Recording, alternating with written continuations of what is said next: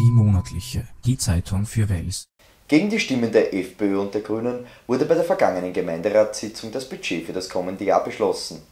Wie berichtet, kam es bereits im Vorfeld zu heftigen Diskussionen. Neben dem Budget ging es auch um die Aufstockung der Ordnungswache. Wir waren mit der Kamera dabei. Hat die Stadt Wels nächstes Jahr noch Geld für weitere Investitionen? Brauchen wir weitere Darlehen? Wie geht es mit der Weißen Möwe weiter? Ist noch Geld für Stadtentwicklungsprojekte da? Fragen wie diese wurden bei der vergangenen Gemeinderatssitzung heftig diskutiert. Finanzreferent Stadtrat Wimmer legte trotz anhaltender Krise ein ausgeglichenes Budget für das Jahr 2012 vor. Eine Budgetsumme von 192 Millionen Euro im ordentlichen Haushalt und 12 Millionen im Investitionsbereich, wobei hier wieder der Löwenanteil in den Bereich Jugend und Bildung geht in Form von Schulsanierungen, Schulneubauten, Turnhallenneubauten, ist, glaube ich, eine sehr erfolgreiche Geschichte und ich bin sehr froh über diese Beschlüsse. Sie haben vorher das Lex Wels angesprochen. Was ist denn das genau? Naja, im Zusammenhang mit der Diskussion um die verschiedenen Schuldenbremsen hat auch der Oberösterreichische Landtag eine sogenannte Schuldenbremse beschlossen, indem er für die oberösterreichischen Gemeinden die Aufnahme von neuen Schulden, also von Darlehen, an ganz enge Kriterien gebunden hat. Diese Kriterien hat dafür die Stadt Wels, und das ist die Lex Wels, etwas weiter gesteckt. Das heißt, wir dürfen uns mehr Darlehen bedienen als die anderen Gemeinden mit der Begründung, dass unsere Verschuldung dermaßen gering ist. Die FPÖ stimmte gegen das Budget, weil sie befürchtet, dass sich die Stadt überschuldet. Man ziehe zu diesen Zahlen die ausgegliederten Betriebe wie das E-Werk oder das Velius nicht in Betracht. Vizebürgermeister Stadtrat Wieser brachte einige gute Vorschläge zur Stadtentwicklung ein. So forderte er, den Lederer Turm und den Wasserturm für Touristen und die Öffentlichkeit attraktiv zu nutzen und den Sissi-Park beim Schloss Lichtenegg zu verschönern. Na, das wäre ein Wunsch, den Sissi-Park in Lichtenegg mit dem Pavillon zu revitalisieren bzw. restaurieren. Aber ich denke, in der Innenstadt selbst werden wir jetzt einmal beginnen mit dem sogenannten Gaspark. Das ist also gegenüber von dem E-Werk Verwaltungsgebäude.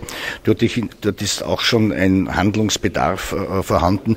Der Bollheimer Park soll auch gelichtet und neu gestaltet werden. Und in der Fabrikstraße wird auch ein kleinerer Park entstehen, sodass wir in der Innenstadt wieder freundliche Flächen bekommen und natürlich von der Stadtgärtnerei bestens betreut sind. Der Turm wird weiter saniert und ausgebaut, dass er tatsächlich für Besucherinnen und Besucher dann auch attraktiv ist.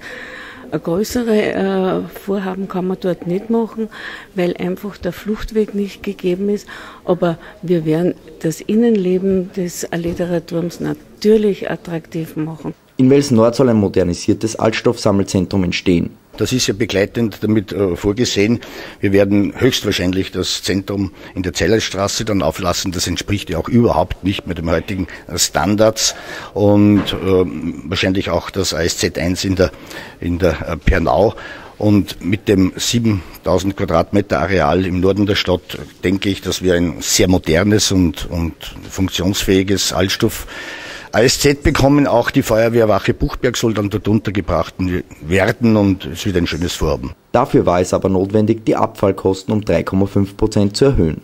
Ja, das ist die Konsequenz des Gesetzes. In der Opfergebührenordnung ist eben verankert, dass die Indexanpassung jährlich stattzufinden hat.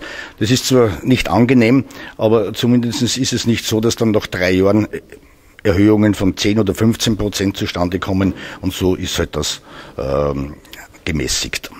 Vor allem im Norden von Wels wird einiges an Geld in Stadtentwicklungsprojekte fließen. Es gibt hier ein Projekt des Landes Oberösterreich, das die Bildung von Wirtschaftsparks sozusagen vorsieht.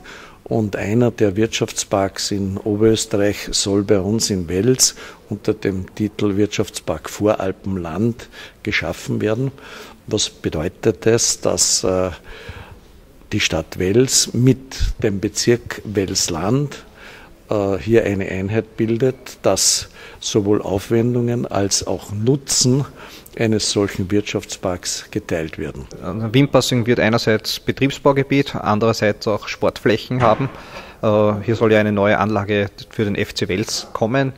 Da sind wir auch dafür eingetreten, dass das in einem erträglichen Ausmaß der Fall sein soll. Und wir glauben, dass es ein blühender neuer Stadtteil wird. Die neue Autobahnabfahrt kommt auch.